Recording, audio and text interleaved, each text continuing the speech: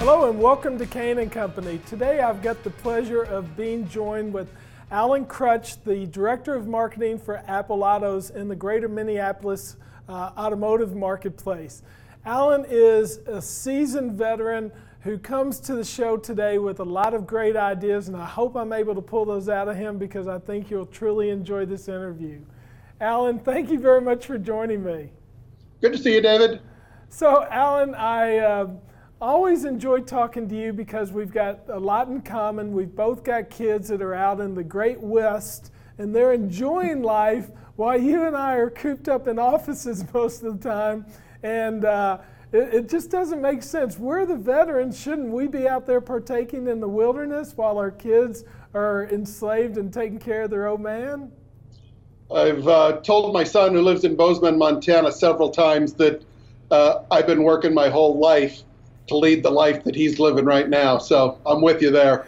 Yeah, we got to live it vicariously through our children for sure. Well, That's right. Alan, I know you do enjoy your life, and I know you especially enjoy the challenges that come from automotive marketing. But could we take a step back and I've always enjoyed you talking about your background before you got into automotive, and I think everybody always enjoys a little bit of backstory. So tell us how this came to be and what you did in a previous career. Well, I think, like a lot of folks, I got in the car business kind of by accident. And I started my career in the outdoor business, in the ski business, in sales and marketing for a variety of outdoor companies. And I did that for quite a while, and that kind of morphed into the golf business, the sportswear business. I was in the ladies' fashion business for a bit. And, like a lot of people, I had a career that ended abruptly. Based on the circumstances of the company, and I was looking for what's next. And I had a friend that introduced me to a BMW dealer, and I was going to do that until something else came along. That's about 15 years ago. And so I've just been fascinated with the car business, and I'm kind of perpetually curious about what makes people tick and what makes them commit to a $20, $30, $40, $50,000 purchase. Yeah, I would imagine. Well, you've got a lot that you say grace over every day. Not only are you responsible for marketing, but you also supervise the Business Development Center, and you've got a big role in the goings-on with all of Apple Autos. So could you tell us a little bit about your job title and your responsibilities on a daily basis so that the viewers can kind of get a comparative of your roles versus where they are in their dealership? My title's Director of Marketing, and so I have a really small team. I have a terrific teammate who runs the BDC on a daily basis, and he's kind of my partner in crime in terms of marketing. And I have a coordinator, a marketing coordinator, who really is what makes everything run, a project manager, somebody who's responsible for execution. And then, like many of the people viewing today, we use an outside agency primarily for creative and media buying, a little bit of traditional advertising, although there's not much of that left in our portfolio. And then several suppliers, of which I would count a handful as partners that work with us. So one of the things that's great, I think, about our setup is connecting marketing to the BDC so that that initial customer experience, which for most of our customers starts on the web and then either transitions through a BDC or when they step foot into one of the dealerships. So when you talk about your Director of Marketing role, in the 15 years that you've been really closely aligned with this, what have you seen that really has changed? I was talking with somebody the other day, and they sent me a series of questions they were going to ask, and they said, has digital kind of plateaued and have things kind of stabilized? I'd just love to have your take from someone who's right there on the front lines. Well, I mean, the transition to digital, of course, is the big change. I remember early in my career in the car business, working for a fairly large dealer group, 10 or 12 stores. And our contract with the local newspaper was $5 million per year. Whoa. I don't even think anybody spends, a 10-store group to even spend $5 million on traditional media of any sort. So that's a huge change. And I think digital continues to evolve. And one of the things that we're most active in right now is understanding how we measure the effectiveness. So we've had a variety of digital marketing tactics for some number of years. Some of those haven't changed a lot. But now where we're getting to is the ability to attribute the sale to digital marketing activities. And so to use kind of a worn out metaphor, it's kind of like making soup. There's a bunch of ingredients that lead to the successful result, and it's trying to find out, sometimes there's very small ingredients that cause the whole thing to work better. And so as we look towards multi-touch attribution, we're kind of forever figuring out what's that right recipe that gets us a customer at an efficient price. As you know, we're a one-price dealership group. We've been one price for over 20 years. So we have to be very efficient. We have to be somewhere in the neighborhood of $180 to $200 per car in marketing cost. And to do that, you can't make a whole bunch of mistakes. You can't just cover the problem with money. So attribution is becoming a really big deal for us right now. Well, it's interesting. We've got a mutual friend in Steve White, the CEO of Clairvoy, and that seems to be their mainstay, is trying to attribute sales to different parts of marketing. And what I shared with him is the real word is proof.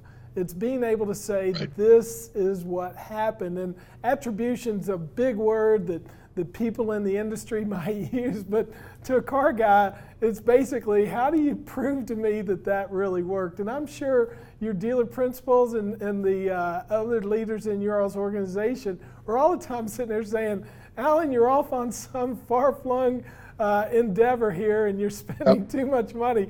Prove to us that it works. Yeah, and so if we could prove the effectiveness and the cause and effect of every activity, what a wonderful world it would be. But we're dealing with multiple variables, we're dealing with human beings, and we're of course dealing with that relationship on the show floor where everything comes together. So there's a possibility that I could do very mediocre marketing, but our great sales team would convert a high percentage of those to sales. I might look like a genius, and the inverse is true too. Maybe a great campaign that drives traffic, but our team's a little off that week. So this is why it's important to kind of loop in the BDC, loop in the sales department as we create this hopefully seamless customer experience. And over time, that leads to market share. Over time, that leads to loyal customers who are using logic sometimes to make an emotional decision. Most people buy the car because it just kind of felt right. Most people actually don't need a car. They want a car. Yeah. They're dreaming of a car. So creating that marketing mix that combines with a show floor experience is the holy grail, and I wish we could measure it more accurately. Yeah. What we're able to do with partners like Clairvoy is, however, start to eliminate some things that don't seem to be on the path to a car sale. And maybe that's our first step, is trying to push the waste to the side and get down to those things that really have leverage in terms of motivating a customer to choose us to shop. Absolutely. Well, you've got a lot going on with the BDC in particular. Let's talk about what your strategy is with the BDC today. Is it an appointment-driven culture? Is it to just create a good, harmonious relationship with the guest? Or is it really down to, if you don't help us sell cars, we're going to blow you out of here? What does the BDC expectations look like at your stores? Maybe all of those things in some mix. Of course, we want to be friendly and inviting. We are appointment-driven. We want to invite them into the store. I would say that we're a little bit on the softer side in terms of the way we handle customers. We're not going to apply a lot of pressure, but we're going to try to give them a warm greeting, a warm experience, and then the natural path of that is to invite them into the store to view the car, test drive the car. So it's about the appointment, and that's what we measure. In terms of the activities we measure, we're still pretty hung up on speed.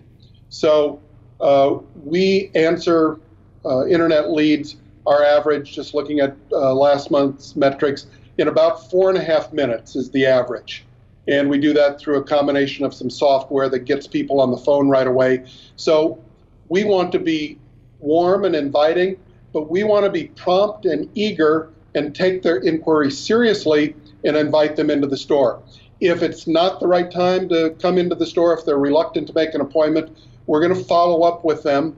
And then one of the things that we found is has a huge correlation to our success of getting a customer to show up in the store for an appointment is having a manager confirm the phone call.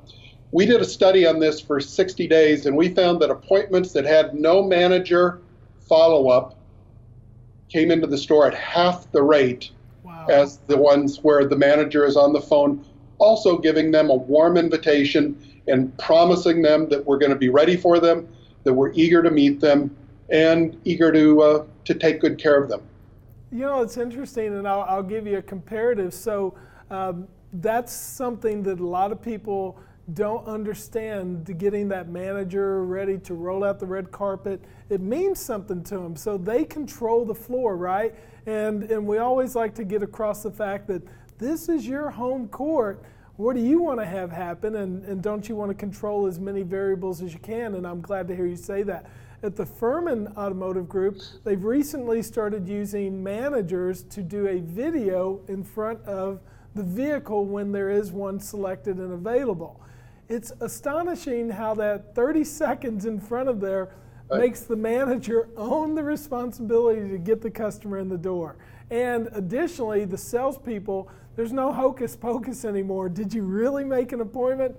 Oh yeah, we did, because we know you're going to do a video and send it to them and let them know you're ready for them. So how did that evolve? And candidly, did you have to break arms? Did you have to glue them to their chairs? How do you force managers or coerce or cajole or humor them into making appointment confirmation calls? Or maybe just encourage them, to be a little kinder. So here's what we found worked. We first of all did a little study, and we had some numbers for them. After that, it was simply measuring it. Every morning, an email goes out to every manager, plus the dealer principal, chief operating officer, folks in marketing. And what it has at the top is a real simple message. For every store, it says how many appointments we had yesterday and how many were confirmed by a manager. Then underneath that is a list of every appointment for the day, and it'll note whether any of those are confirmed. So you don't need too many of those emails coming through that are showing that your colleagues in other stores are confirming appointments and closing sales, and you're not, before you start to understand that this is the behavior that one is expected, but also leads to better results. So now it's really part of the culture. It's part of what we do. It has increased the engagement of the manager. So they've talked to the customer. They're anxious for him to show up. When the salesperson starts to talk with the customer, they want to meet him. They have some ownership of that event. They have some ownership in the outcome of that sales presentation. So now you've got the best of both worlds. You've got a salesperson, you've got a manager who cares whether that customer is taken care of. Was the car pulled up front? Was it clean and ready to go? Did we present everything correctly? And ultimately, were we able to make a sale? Excellent. Alan, you have certainly shared a lot of great tidbits with our audience today. I hope you'll join me another time here on the show so that we can carry some of your other learnings forward. It's awful nice that you gave your time to us this morning, and I appreciate it, and I look forward to having you back here on another show. The same high pay scale will apply to all future appearances? Absolutely, Alan. You are on an equal footing with all of our other superstars that come on the show. You get paid the exact same rate. We try to be fair here on Kain and Company. It's been a pleasure. It's always good to see you, David, and thanks for inviting me to chat with you for a little while today. Thank you very much, and thank you, audience, for joining us today. I hope you enjoyed learning from Alan Krutsch, the Director of Marketing at the Apple Autos stores in Greater Minneapolis. We look forward to seeing you again here on Kain and Company next week. Thank you.